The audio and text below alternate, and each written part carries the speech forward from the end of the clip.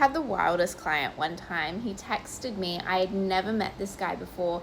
And in his initial message, before I had ever replied, he gave me his full name and texted me a picture of his license, front and back, with no details removed, and texted me a picture of all of his credit card information. No, I do not require this type of information.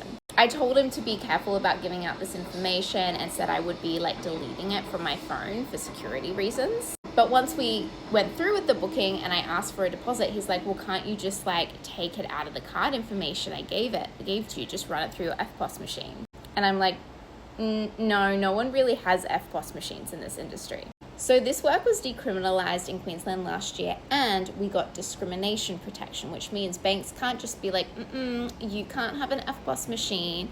But what they can do is give different types of industries different types of charges and fees. You know how when you go to a script club and you use that ATM machine to pull out money and it charges you feels like 20%?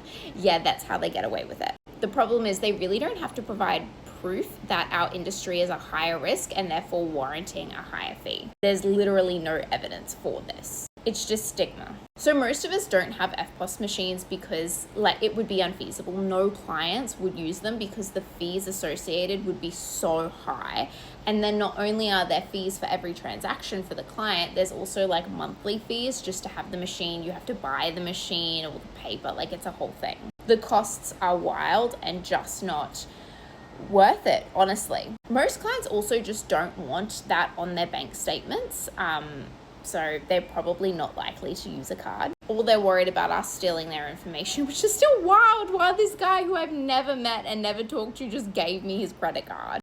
But meanwhile, I have other clients who are like, you want my first name?